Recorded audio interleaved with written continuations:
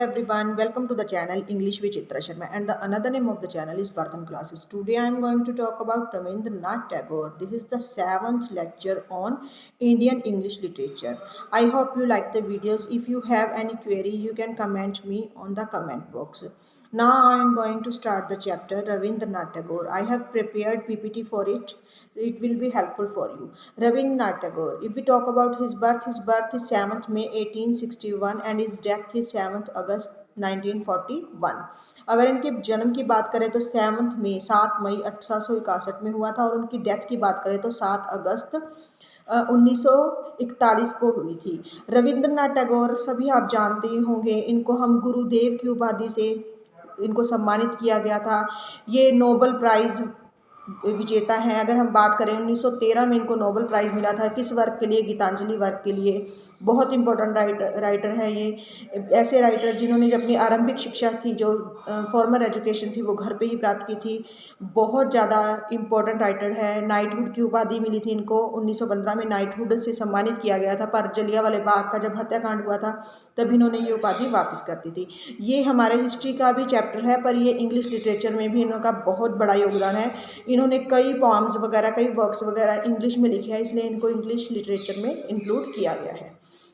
If we talk about contents, इसमें हम क्या पढ़ेंगे? इसमें हम इनकी बायोग्राफी के बारे में पढ़ेंगे। Early life, school and college life, marriage, fame and international recognition, political opinion, major works, his philosophy, awards and achievements, some of his quoted and paintings, trivia, evolution of the Tagore's philosophy, इसके बारे में हम इस सब में पढ़ेंगे। अगर हम इनकी बात करें तो इनका 1861 से लेकर 1941 तक का इनका टाइम स्पेन माना जाता है। अगर हम उनके बायोग्राफी की बात करें तो देखो, इनका बर्थ हुआ था 7 मई 1861 में।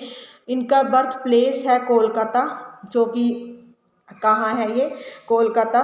फादर का नेम है Devendra Nath Tagore. Just one second, I am going to zoom the video. Okay, father name है देवेंद्र नाथ टैगोर। मदर नेम है शारदा देवी। ग्रैंड फादर है द्वारका नाथ टैगोर। इनका फर्स्ट स्कूल है ओरिएंटल सेमिनरी। सेकंड स्कूल है नॉर्मल स्कूल। थर्ड स्कूल है बंगाल अकेडमी। फोर्थ स्कूल है Saint Xavier school. Occupation की बात करें, ये पोएट थे, ड्रामाटिस्ट थे, राइटर थे, पेंटर थे। ये कई बार पूछ लिया जाता है, ये ध्यान रखना। इनके ऑक्यूपेशन क्या थे? पोएम थे, ड्रामाटिस्ट थे, राइटर थे, पेंटर थे। अवार्डेड टाइटल इनको मिला है, गुरुदेव की उपाधि इनको मिली हुई है। अवार्ड्स की बात करें तो नोबेल प्राइज फॉर लिटरेचर इनको मिला हुआ है, जो कब मिला था? 1913 में। कौन से वर्क के लिए? गीतांजलि के लिए। डेथ की बात करें तो इनकी 7 अगस्त 1941 में इनकी डेथ हो गई थी। अगर हम इनकी अर्ली ईयर्स की बात करें, Tagore received his education at home. Early education इनको कहाँ मिली थी? घर पर मिली थी। Early years of education he was taught in Bengali. Starting में इन्होंने बंगाली में एजुकेशन ली थी with English lessons in the afternoon. He read Bengali poems at his early age. शुरुआत में बंगाली पॉम्स पढ़ते थे। And began writing poetry himself by the age of 8। जब वो 8 साल के हुए तो उन्होंने अपनी पोइट्री खुद लिखनी शुरू कर दी। उसके बाद हम बात करें इनके बारे में स्कूल एंड कॉलेज लाइफ।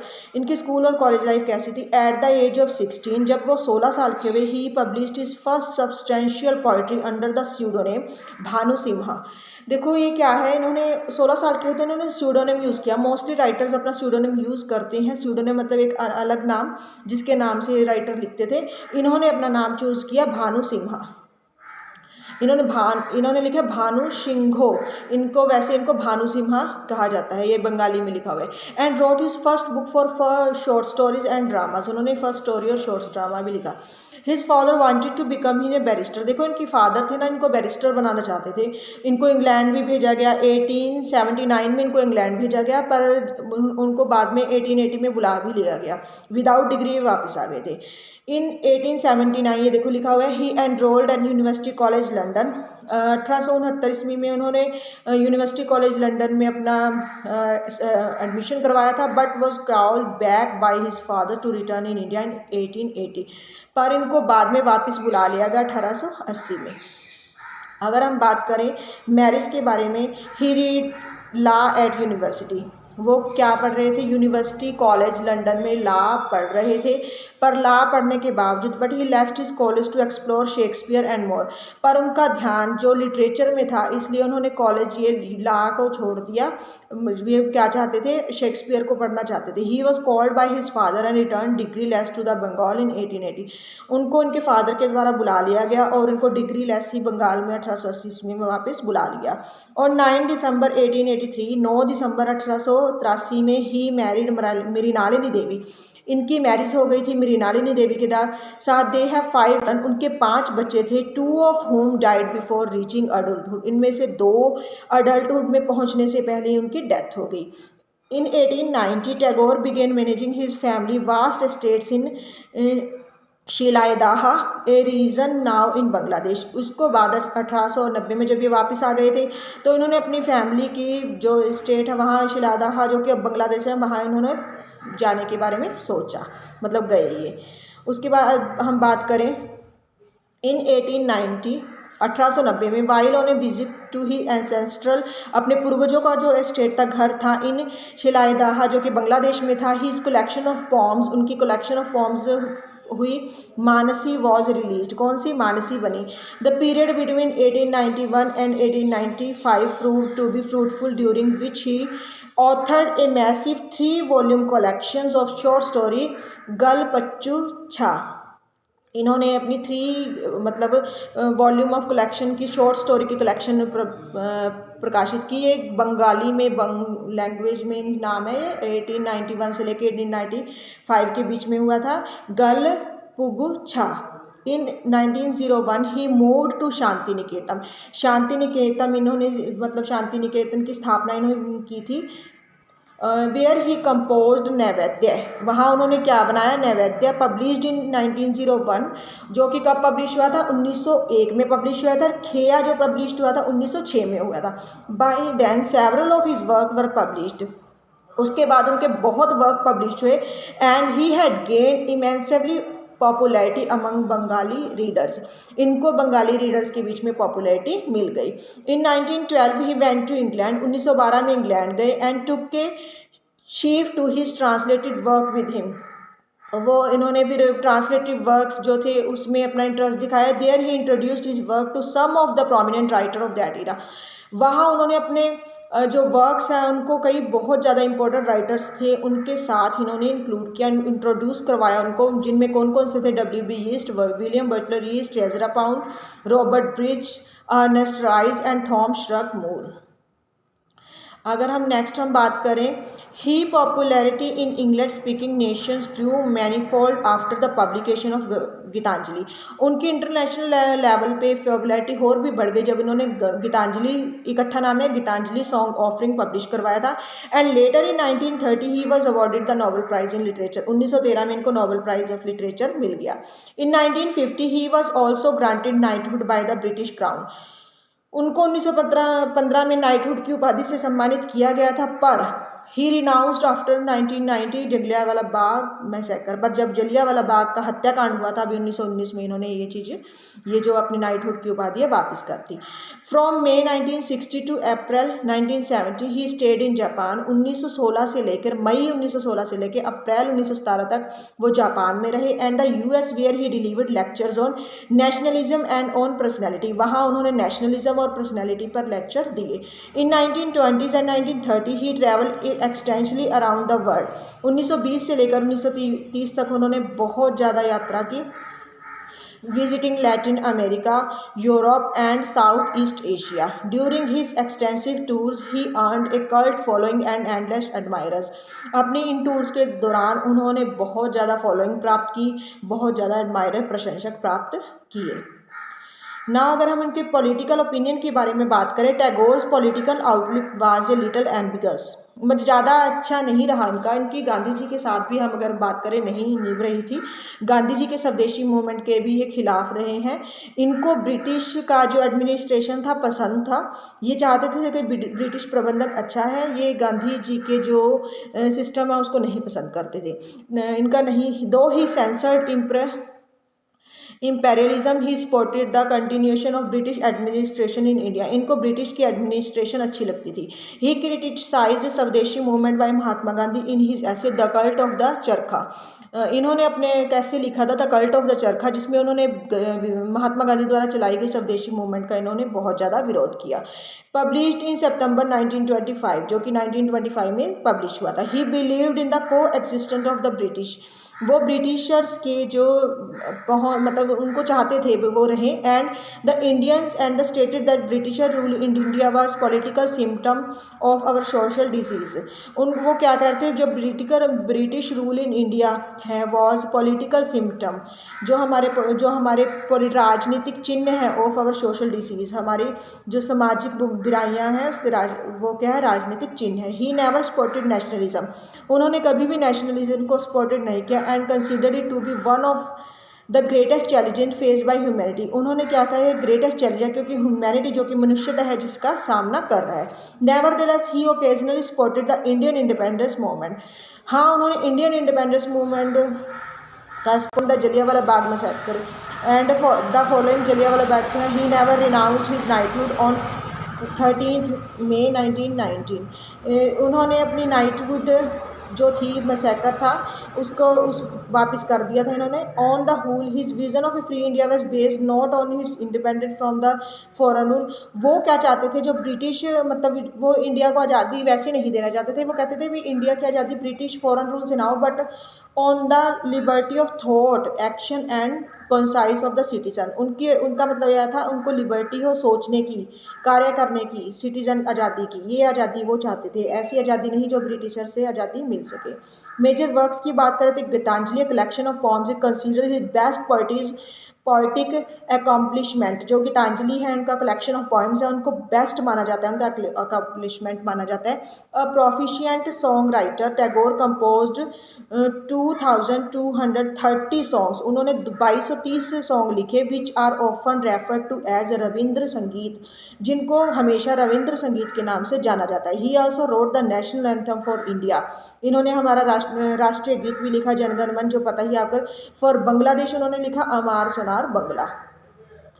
गल पगुच्छा, a collection of 80 stories in his famous short story collection which he revolves around the lives of rural folks of Bengal, जो उन्होंने रूरल जो हमारे क्षेत्रीय हमारे फोक्स हैं, लोक गीत हैं, उनको पेश किया गया है, लोक स्टोरीज़ हैं जो पेश किया गया। The stories mostly deal with the subject of the poverty, इसमें पॉवर्टी दिखाई गई है, इलिटरेसी अनपढ़ता, मैरिज, फेमिनिटी, ये विषय दिखाए गए हैं। And enjoy immense popularity even today, और इनको आज भी इस चीज़ के लिए पॉपुलैरिटी मिल रही है इनकी इस कलेक्शन के लिए। अगर हम इनकी फेमस पोइट्रीज़ की बात करें, although Tagore wrote successfully in all literary genres, मतलब टैगोर जी ने हर जानर अच्छा लिखा है। He was first of all a poet, सबसे पहले वो पोइट थे। Among his 50 and all volumes of poetry, some of them are Manasi, जो कि 1890 में आई थी, द आइडियल वन। सोनार तार 1894 में आई थी, द गोल्डन बॉट। गीतांजलि 1910 में आई थी, सॉन्ग ऑफरिंग। ये देखो इसमें ना half song near about 103 songs है, जिसमें हाफ बंगाली में है, हाफ इंग्लिश में है। और ये जब पूरी इकट्ठी हुई थी 1912 में इकट्ठी थी, और इनको 1913 में नोबेल प्राइज़ मिला था। कीर्ति माल्या 1914 में आई थी, ब्रेथ ऑफ सॉन्ग्स इंग्लिश में नामजद करें। बालका 1916 में आई थी, फ्लाइट ऑफ स्वान्स। उसके बाद अगर हम बात करें टैगोर्स मेजर ड्रामास की बात करें, राजा 1910 में आया था, the king of the dark chambers. उसके बाद डाकघर आया था, ये डाकघर लिखा है 1912 में, द पोस्ट ऑफिस। उसके बाद द मूवेबल अचुलगतम 1912 में आया था। उसके बाद वाटरफॉल है, ये 1922 में आया था, जो मुक्ति धारा है, इसका मतलब है मुक्ति धारा। उसके बाद रोड ओरिएंडर्स हैं, जो रक्त धारा, ये है 1926 में आया था। टैगोर के जो मेजर नॉवल है, गोरा है 1910 में आया था, घर बार है 1916 में आया था, the home and the world. और क्रॉस करंट्स है जो कि योजाए है 1926 में आया था। इनका ये वर्क है, ये मैं आपको डिस्क्रिप्शन में इनके नाम लिख दूंगी ताकि आपको इन पढ़ने में थोड़ा सा मुश्किल आ रहा है, ये जब मैंने जूम किया इसकी वजह से हो गया है। ये डिस्क्रिप्शन में आपको इनका मैं दे दूंगी। गीतांजलि के बारे में हम थोड़ा सा पढ़ेंगे। Gitanjali is a collection of poem, the original Bengali collection of 157 poems was published on August 1910। जो ओरिजिनल बंगाली है जो 1910 में प्रकाशित हुई थी वो बंगाली वर्जन था सिर्फ, उसमें 157 पोएम है। एंड द इंग्लिश गीतांजलि और song of offering is a collection of 103 English poems of Tagore's own English translation of the Bengali poems, first published in November 1912 by the Indian Society of London। जो बाद में गीतांजलि आई थी 1912 में, उसमें 103 थे, ठीक है। इंडिया सोसाइटी ऑफ लंदन के द्वारा इसको प्रकाशित किया गया। It contain translation of 53 poems from the original Bengali Gitanjali. इसमें से जो 53 पोम्स है वो ओरिजिनल बंगाली का ट्रांसलेटेड है Gitanjali, as well as 50 other poems which were from his drama. और 50 और पोएम हैं जो उनके ड्रामा जो कि है Achalayatan, and 8 other books of poetry mainly Gitimalya से 17 ली गई है, नैवेद्य से 15 ली गई है, एंड खेया से 11 पॉइंट्स ले गए। 1913 Tagore became the first non European to win the Nobel prize for literature लाली टू द इंग्लिश गीतांजलि। पहले नॉन यूरोपियन थे 1913 में जिनको पहली बार नोबेल प्राइज से सम्मानित किया गया। The English Gitanjali became very famous the west and widely translated. जो इंग्लिश गीतांजलि है बहुत फेमस हुई और उनको बहुत भाषाओं में ट्रांसलेट किया गया। The word Gitanjali is composed from gita, song and anjali offering. जो गीतांजलि वर्ड है, गीता का मतलब हो गया सॉन्ग एंड अंजलि का मतलब होगा offering, and thus means an offering of songs. But the word for offering anjali has a strong devotion connotation, so the title may also be interpreted as prayer, offering और song. इनके title के according इसको prayer मतलब prayer के रूप में show किया गया, ऑफरिंग ऑफ सॉन्ग मतलब सॉन्ग को समर्पित किया गया है। देखो ये शांति निकेतन है जहाँ पे एक connecting thread between India and the world. ये एक थ्रेड है, एक धागे की तरह है जो संसार के साथ भारत को इंडिया को जोड़ रहा है। And the study of humanity beyond the limits of the nation. और इसमें ह्यूमैनिटी मनुष्यता की स्टडी की जाती है, limits of nation and geography resurrected his people by the introduction of the schools. As one of the earliest educators to think in terms of the global village, Rabindranath Tagore felt that a curriculum should be revolve originally around the nature with classes। Nature के साथ classes को जोड़ा गया, प्रकृति के रूप में classes को जोड़ा गया। ओपन एयर में क्लासेस जो ली गई थी, held in open air under the trees. जैसे हमारे पहले बच्चे अगर हम बात करें रामायण के टाइम पे पढ़ने जाते थे, खुले मौसम में करते थे, वही उन्होंने प्रोवाइड किया। Spontaneous appreciation of the floridity of the plant. इन्होंने बहुत प्रसिद्धि प्राप्त की, उन्होंने प्लांट की जो हमारी ज़रूरत है उसको महसूस करवाया। एंड एनिमल किंगडम्स और सीजनल चेंजेस को इन्होंने बच्चों को दिखाने के लिए ये सारा वातावरण किया। अब हम बात करें इनके लास्ट जो इनका आइडियलिस्ट है, एज एन आइडियलिस्ट कैसे थे। ही believed that the man should live for the ultimate truth. इनका क्या विश्वास था कि जो इंसान है उसको हमेशा सच के लिए जीना चाहिए, which liberates us from cycle of birth and death had fallen in absolute values. इन्होंने क्या किया, अभी ये सच्चाई है जो हमें इस तरह के साइकिल से बाहर निकालती है, इस तरह के चक्र से बाहर निकालती है जो जन्म मरण का चक्र है। एज ए स्पिरिचुअलिस्ट हम आत्मिक तौर पर बात करें, he believe that every individual should try to attain spiritual perfection. इन्होंने क्या कहा, हर एक इंडिविजुअल को, हर एक इंसान को स्पिरिचुअल आत्मिक तौर पर परफेक्ट होना चाहिए, ये चीज़ इन्होंने शो की। एज ए ह्यूमनिस्ट मनुष्यता के तौर पे इंसान को क्या होना चाहिए, ही प्रीच्ड ह्यूमन ब्रदरहुड। इन्होंने मनुष्य ब्रदरहुड में विश्वास किया। Having faith in fundamental unity of Mankind. जो इंसान की फंडामेंटल जो मौलिक कर्तव्य मतलब मौलिक ड्यूटीज़ है, मौलिक जो हमारे फंडामेंटल राइट्स हैं उन्होंने विश्वास किया। He remark that even God depends upon man for perfecting his universe. इन्होंने क्या कहा, इवन परमात्मा भी इंसान पे डिपेंड है, वो अगर वो यूनिवर्स को अच्छा बनाना चाहता है। अगर हम नेक्स्ट बात करें एज ए नेचरलिस्ट, नेचर के देखो उन्होंने कहा है, इन्होंने ऐसा माहौल पैदा किया शांति निकेतन में ताकि बच्चे उस माहौल से जुड़ सकें। He consider nature as a great teacher. उन्होंने क्या कहा, कुदरत सबसे अच्छी टीचर है। God revealed himself through various forms. परमात्मा अलग अलग तरह से मिल रहा है, कलर्स में मिल रहा है। Rhyme of nature. Tagore internationalism, he was an ardent profit of world unity. बहुत ज़्यादा वर्ल्ड यूनिटी में विश्वास किया था। जो शांति निकेतन भी इन्होंने इसलिए बनाया था ताकि ज़्यादा से ज़्यादा हर एक तरह के लोग उनमें आए, हर एक वर्ल्ड लेवल पर लोग वहाँ पर आए, एक दूसरे से मिले ताकि एक दूसरे के साथ इनका क्या हो, यूनिटी हो। ही believed in one world brotherhood. इन्होंने वर्ल्ड ब्रदरहुड पर विश्वास किया। अवार्ड्स एंड अचीवमेंट्स की बात करें तो इनको सबसे ज़्यादा मेन प्राइज़ मिला है, नोबल प्राइज़ मिला है जो कि लिटरेचर में 14 नवंबर 1930 को मिला है। नाइटहुड हमने पहले डिस्कस कर लिया है, 1915 में मिला था, which now 19 after the Jallianwala Bagh massacre carnage के बाद इन्होंने वापस किया। 1914 में इनको Oxford University awarded him with a doctorate of literature in a special ceremony arranged at Shantiniketan. Special ceremony की गई थी 1940 में, इनको अवार्डेड किया गया था डॉक्टरेट ऑफ लिटरेचर। 1940 में देखो इनको सम्मानित किया गया था, 1941 में इनकी डेथ हो गई थी।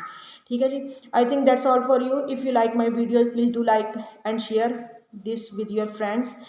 आई think it will be helpful for you. Selected poems की बात करें, ये देख लेते हैं। The banyan tree, my song, on the nature of love, on the seashore, superior sympathy, the child angel, the end, the first jasmine, the gardener, the gift, the home, the ungrateful sorrow। ये इनकी selected पॉम्स है जो कि बहुत important है। If you like my video please do like and share my video. I think it will be helpful for you. If you need any kind of help please do message me. Thank you, have a nice day.